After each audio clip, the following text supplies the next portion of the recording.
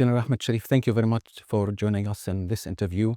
Let me begin where it ended. Do you think this ceasefire would hold?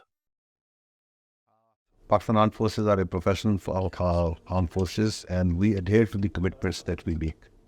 And we follow in letter and spirit the instructions of the political government and the commitments that they hold. So, as far as Pakistan Army is concerned, Pakistan Armed Forces is concerned, the ceasefire will hold, is holding. And there have been confidence building measures in communications between both the sides.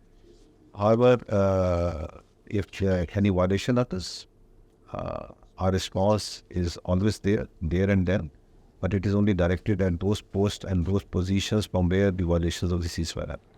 We never target the civilians, we never target any civilian infrastructure. That's the way we are. So our message is clear. We are for peace. We strive for peace, but if any violation is occurred, any aggression is made against Pakistan, and then our response will be very assured, will be swift, it will be improved.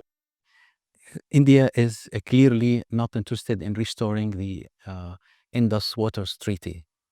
And Pakistan described it as an act of war, as an army. What your role would be here? I think the government of Pakistan has made it absolutely clear. There's nothing more for the army to say. I can only say that it is some madman who can think that he can stop water of 240 million plus people of this country. They are not, cannot. And what, as an army, what an action you would take in order to make this not happen? You will explain those actions? I hope that time doesn't come, but it will be such actions that the world will see, and the consequences of that may be felt for years and decades to come. Nobody dare stop water of Pakistan. What is difference in 2025 conflict from the previous conflicts with India? What's new in this conflict? I think first thing that is new is that it was, as far as the Indians are concerned, they built this conflict on pack of lies. And starting from the Pahalgam incident, post that, if you see, not a shred of evidence, not to date. 2-3 days ago, the Ministry of Foreign Affairs has categorically come and stated that the investigations of the Pahalgam are still going on. So, an aggression, blatant aggression against the children, against the innocent citizens of Pakistan, women, elderly, destruction of mosques, desecration of Holy Quran. On what? On sheer allegations backed up by nothing. So first, it is based on pack of lies. Secondly, from the Indian perspective, I think there was more theater involved here in it, and fake news and propaganda, the way that dominated the Indian action, that is flabbergasted, because we don't see in professional armies and responsible countries to create the sort of warmongering and hysteria that was created before 6 and 7. I don't think the world has ever seen any country which claims itself at one hand to be Vishwa Guru, thumping chest on their media and their government, thumping chest and feeling proud that they have killed children and women. This is horrendous. This mindset that is being exhibited here by the Indian society, and particularly the political elite. I think this is something new. This is something that the world needs to see very carefully.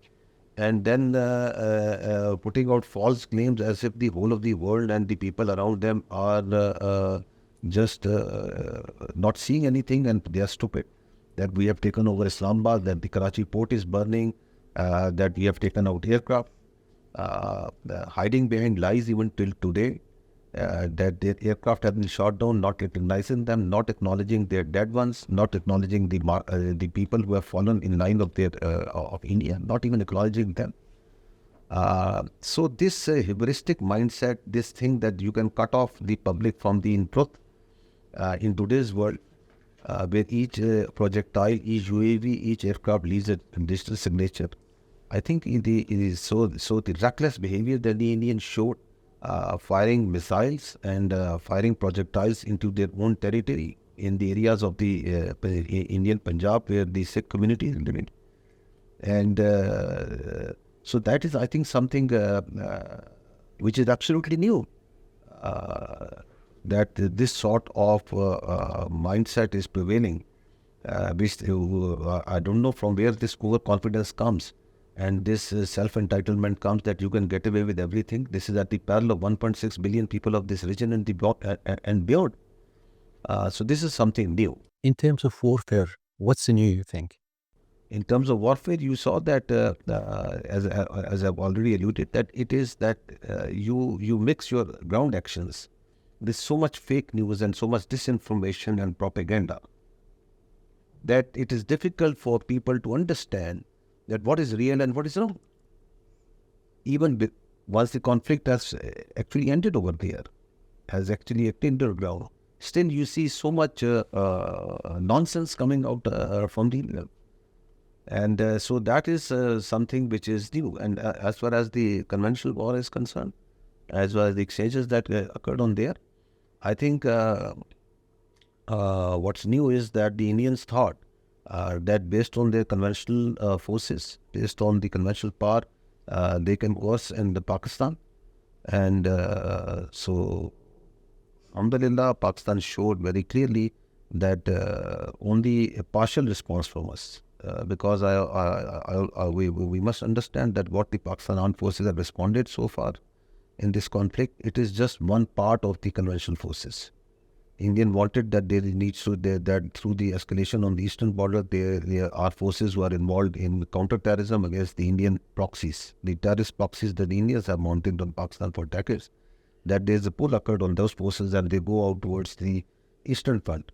And not a single soldier was pulled. So only through the partial application of forces and some part of our niche technologies, we have given a response that forced the Indian to this de-escalation. So new is that the Indians and I think the world at large have understood don't underestimate the resolve of the people of Pakistan and its armed forces, and don't think that remain in any confusion about it. And we are ready, and we will defend our territorial integrity and defense and sovereignty at all costs. Can you confirm the figure that the Prime Minister said yesterday? 6 aeroplanes, Indian aeroplanes, were downed? Yes, I can confirm that the 6th aircraft is a Mirage 2000. So we have because we don't make our claims based on without evidence. So once we have the confirmed evidence, we checked it, rechecked it, reconfirmed it. So then we came officially out yesterday. The Prime Minister of Pakistan claimed it, and told that the 6 aircraft have were down on the and have been downed. And I can confirm that the make and type, that's a Mirage 2000. Russia is a friendly country. Its weapons being used during this conflict, is it a matter of concern to you? This is another aspect, I think, where the Indians have shown that how unhinged they have behaved in this. Certain friendly countries, certain countries have provided weapons to us. They are going for boycott and over there. So the Russian weapons, the French aircraft that they had, they all are very fine weapons, very good systems. It's more important is the important question here is who uses them and how they use it. So if we start going against the countries of the world on the basis of that you provide this thing to him and this thing to that, I think this mindset is something that shouldn't be encouraged, because the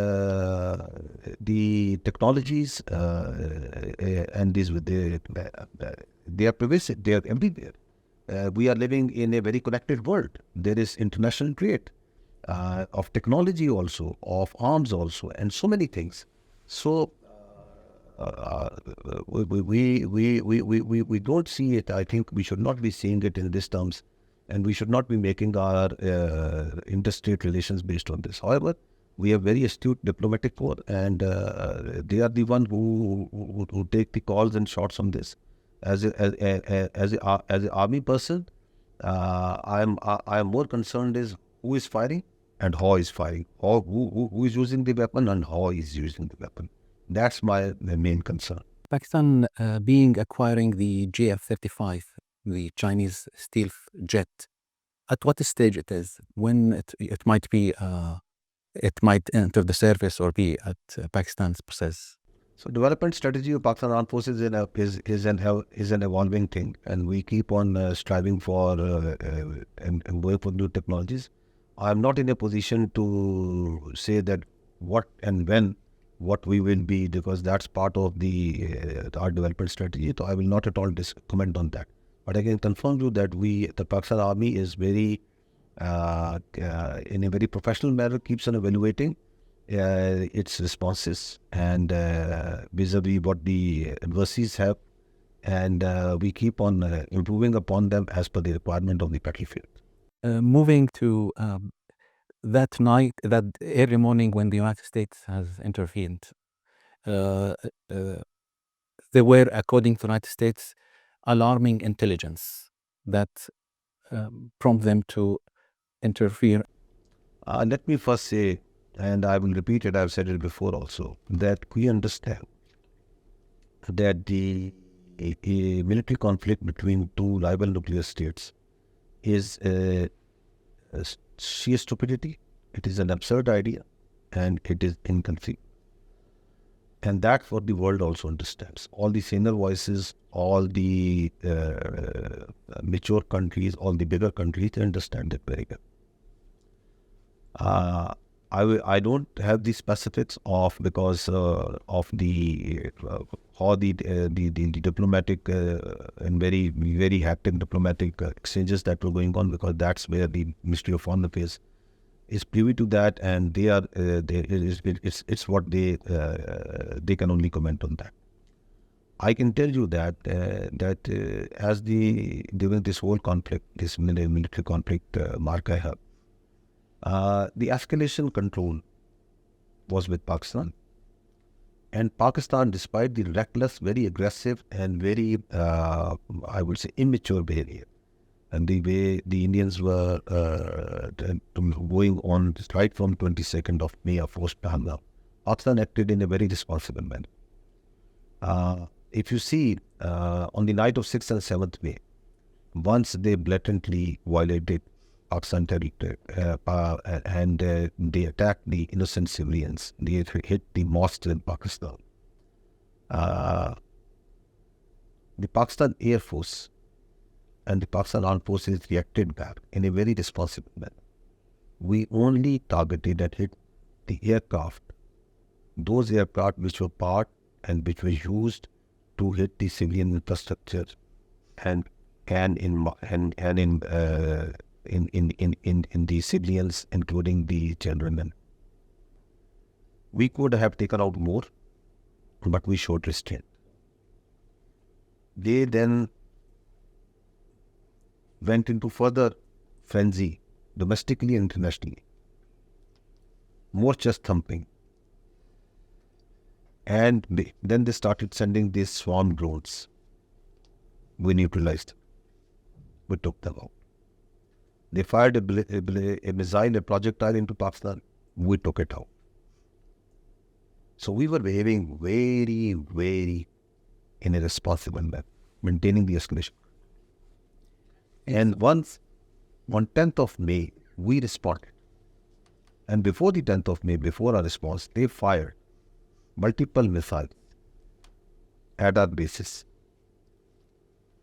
They were trying to send a message to Pakistan that don't go for your retribution. They thought that they can unilaterally come, they can kill the innocent civilians, children, women. 22 women and children of Pakistan are dead. They have embraced Shahada to this reckless aggression. And they thought that Pakistan will not respond, and they send missiles on our bases. What they were trying to tell us, they were trying to deter us, forgetting that you can only deter who can be deterred. Pakistani nation, the people of Pakistan and its armed forces has never and will never bow down to coercion and aggression and Indian hegemony. Absolutely, we were clear on that. So we responded on the morning of 10th May, by the will of Allah. Bunyanun Bastus. It was a measured, calibrated, proportional response. It was not the full application of our conventional forces. It was a partial response. We selected 26 targets, we hit 26 targets. The world saw it, the Indians saw it. And then it was the Indian defense spokesperson who came publicly on the morning of 10th of May and said that we asked for de-escalation if Pakistan is ready. So of course we are a peace-loving country. We prefer peace. So that's how we were the one who were controlling the escalation. And the international community was watching it very carefully. The rational behavior, the very just behavior of Pakistan, and also the recklessness, the aggression, the cruelty that the Indians were exhibiting, the chest thumping that they were doing, the fake propaganda that they were spewing, the hate and the warmongering that is still continuing to go on. Some of the satellite images show damage in some of Pakistan air bases, especially the one in Rahim Yar Khan. Can you tell us in terms of numbers, what were Pakistan Army's losses in this conflict? So another thing that you must have seen, that the Pakistan Armed Forces and the Pakistan as a state has been very transparent about this conflict. And that comes from our culture and the ethos that the Pakistan Armed Forces follow.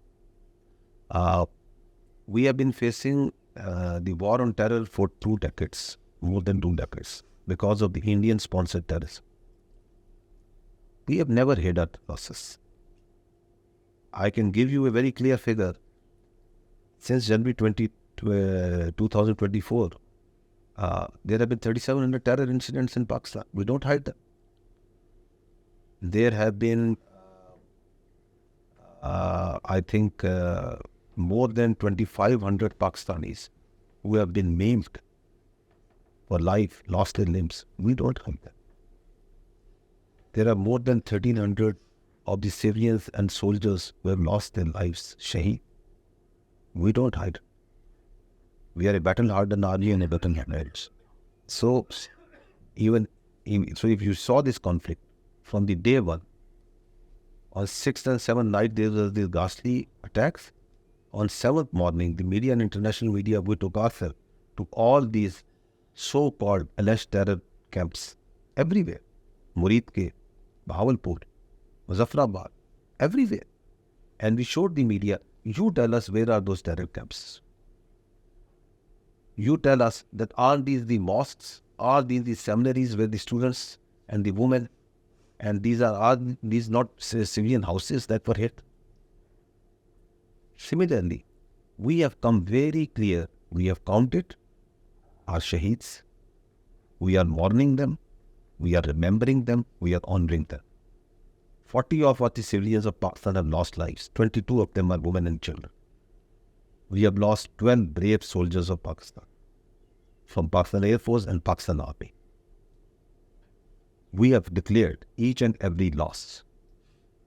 Once the Indians fired the missiles on Pakistan on the night of 9th and 10th, the one you are alluding, I personally came immediately on national television and I declared, rather than hiding anything, that Indians have done yet another aggression. They have fired missiles RRPF bases. We named those bases. And after, interestingly, once they have got the message, they have got our just swift retribution on the morning of 10th May, and once they were running around and asking everyone to de-escalate and asking that we should go on a ceasefire, at that time, in the coward manner, in the character that the Indian armed forces have, they fired yet another salvo at the Bulari and Jakbapad, those bases. Why? Because they have understood, they have understood that how much heavy damage they have taken, and they wanted for their public to tell that we have also scored something. That was what they were trying to do. At the same time, while they were trying, they were saying that we want to talk. So we never hid it. We lost our squad leader in that attack. The only damage that has occurred, not the specific damage, and I've already said it, yes, the damage has occurred to infrastructure. And such damages in military conflict, in wars, are supposed to be taken and absorbed. All these bases, there are protocols, there are methods, there are ways through which Pakistan Air Force immediately sets these bases operational. They are all operational. There was one minor damage to one aircraft that is being repaired and it will be in operational. Actually, what the Indians, by creating this high post this conflict about these damages, is that they want to divert the attention from the embarrassment that they have suffered. We hit them, we targeted at those 26 places. We targeted their very prized air defense assets. We took down their 6 aircrafts. We took down their niche technologies. They thought that they had very good air defense. We hit them right where this air defense system was. So, whatever comes from the Indian propaganda and their Indian side, we have stopped giving it much attention. Because a media, a country which can fabricate lies minute after minute, which can claim anything, which in a time of conflict shuts down thousands and thousands of websites, Twitter accounts and social media pages, which ask the world not to report about India, which gets sensitive on that if some country has at some time sent us some weaponry that we have bought and we are using, on that it start getting jumping and start acting like it in a childish, amateurish manner. I don't think that countries can be taken seriously on many accounts. How do you evaluate Saudi Arabia, United States, and China's role in reaching this ceasefire? You see, the role, the very positive and the wonderful role that the great powers of this world have played, USA, China, Saudi Arabia, and others. The Ministry of Foreign Affairs is the best one to comment on. As far as Saudi Arabia is concerned, from the our audience and perspective, I can say that we, the people of Pakistan, have great respect. There is the bond between the people of Pakistan and the Saudi and the Gulf region is very strong. And we in the armed forces have very close bond with the Kingdom of Saudi Arabia. And this is a relationship that is based on respect, that is based on brotherhood, great admiration of the leadership of His Royal Highness Prince Mohammed bin Salman, that is here in Pakistan. And yes, Saudis are our brothers forever. And that's the way people, and how the Saudis and our other friends acted. This is how the brothers act. So, and I think also, as I said earlier, the world knew that Pakistan is fighting a very just war. And who is that right and who is that wrong? It was absolutely clear as the sun is, that we have been wronged. We are on the right. There was no evidence. We were asking if there is evidence, put it in front of a neutral transparent commission. There was blatant aggression. This is something that the world felt and is in feeling today. General Ahmed Sharif, thank you very much for your time.